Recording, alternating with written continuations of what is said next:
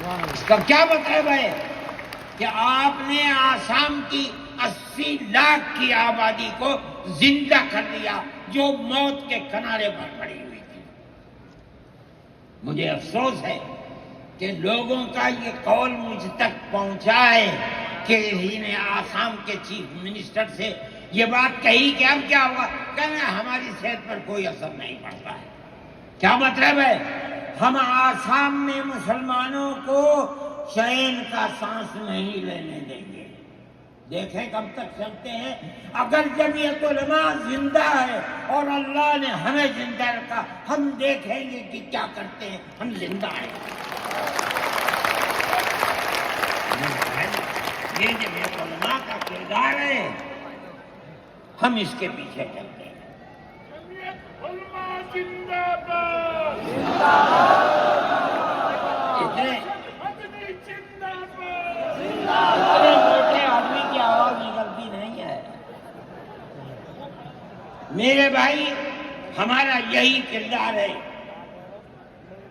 ہم ان مسلمانوں کی مدد کرتے ہیں جو مسلمان مصیبت کا شکار ہیں۔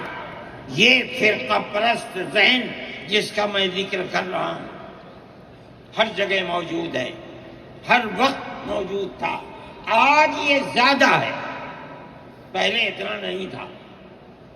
ہر جگہ مسلمان کے لیے، جوانوں کے لیے مصیبت کا شکار ہے۔ خاص طور پر ہم سے لوگ کہتے ہیں کہ تم ان کے مقدمات کو کیوں لڑتے ہو؟ کہتے ہیں تم دہشت گردوں کی پناہ گاہ ہے جمعیت علماء۔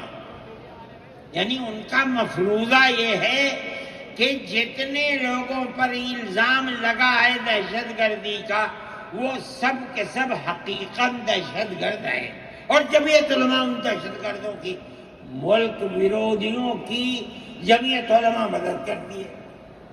مجھ سے بھی یہ بات کہی، میں نے کہا کہ تم میں کوئی مائی کا لال ہے تو کھڑا ہو کے بتائیں۔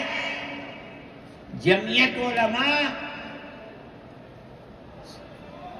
لوور کورٹ نے پھانسی کی سزا دے دی، گجرات کے اندر ہائی کورٹ میں پہنچے، انہوں نے پھانسی کی سزا دے دی۔ ہم اس کیس کو لے کر، اس کے اندر ہندو بھی تھے، مسلمان بھی تھے، سپریم کورٹ میں آئے۔ سپریم کورٹ میں ہم نے مقدمہ لڑا اور سپریم کورٹ نے انہیں سب کو باعزت بری کر دیا۔ میں نے کہا کہ کسی ملزم کے لیے گورنمنٹ ہندوستان کی حکومت نے حق دیا ہے کہ مقدمہ لڑو۔ اگر کوئی غیر ملکی ہندوستان کے اندر پکڑا جائے، اپنے مدعا کو پیش کرنے کے لیے گورنمنٹ اس کو وکیل دیتی ہے۔ ہم نے کیا جرم کیا ہے؟ ہم انہیں وکیل دیتے ہیں لڑنے کے لیے، بہتر سے بہتر وکیل دیتے ہیں۔ ہم کہتے ہیں کہ لڑو مقدمہ، تاکہ دودھ کا دودھ، پانی کا پانی الگ الگ ہو جائے۔ مقدمہ لڑے اور سپریم کورٹ کہتی ہے کہ جھوٹا الزام تھا، جھوٹ ہے، جھوٹ ہے، جھوٹ ہے۔ ملک کے اندر فرقہ پرستی ہے، دشمنی ہے، ہر طبقے کے اندر ہے۔ کوئی بھی طبقہ، پولیس کا ہو، انتظامیہ کا ہو، کسی کے اوپر جو چاہے الزام لگا دے۔ جمعیت علماء آج بھی جو کیس لڑ رہی ہے، 1050 کیس ہیں جو lower court, high court, supreme court کے اندر لڑ رہی ہے۔ 1050 کیس ہیں، اور اس کے اندر 850 ملزم ہیں۔ ہم لڑتے ہیں مقدمہ، ہم یہ سمجھتے ہیں کہ آپ جس کو ہائی کورٹ، سپریم کورٹ تک یہ ثابت کر دیں کہ یہ ملزم ہیں، انہوں نے دیش کے ساتھ ویرودھ کیا ہے، ثابت ہو جائے، ہمارا کوئی تعلق اس سے نہیں ہے۔ جب تک ثابت نہ ہو پولیس کے کہنے سے یا کسی راستے پر چلنے والے کے یہ کہنے سے کہ یہ دیش ویرودھی ہیں، ہم سے دیش ویرودھی تھوڑی مان لیں گے؟ ہم جاتے ہیں ہائی کورٹ، سپریم کورٹ میں جاتے ہیں، اور ہم دودھ کا دودھ، پانی کا پانی کرنا چاہتے ہیں، ہمیں آزادی مل جاتی ہے۔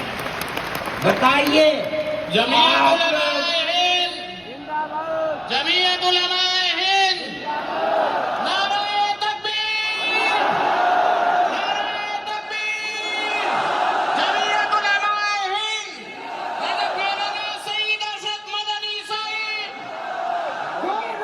جمعیت علماء ہند اسی طرح سے کام کر رہی ہے۔ ابھی آپ کے یہاں ہلدوانی کے اندر ہوا، مسجد کو توڑ دیا، شہید کر دیا، گولی چلا کر 6 آدمیوں کو قتل کر دیا، اس کے ساتھ ساتھ 101 آدمیوں کو گرفتار کر لیا، اور ایسی دفعات ان کے اوپر لگا دی کہ 1.5 سال سے پہلے ان کی ضمانت نہیں ہو سکتی۔ جمعیت علماء نے ہمارے پاس آئے 70 آدمی، کچھ لوگوں نے اپنے کیس لڑے، کسی کو یقین نہیں تھا کہ اس کے اندر کامیابی ہوگی۔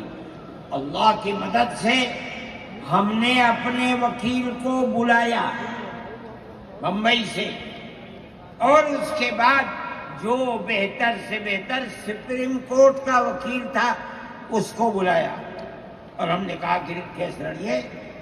5 پیشیاں ہوئی، اور وہ وہیں جاتا تھا ہائی کورٹ، نینی تال میں شاید ہائی کورٹ ہے، وہاں جاتا تھا، وہ اپنا محنتانہ پورا لیتا تھا۔ 2 پیشیاں ہوئی آن لائن، اور 3 پیشیوں میں وہ گیا وہاں وکیل، اور وہ ایک مہرہ تھی وکیل، مگر بہت بہترین وکیل تھی۔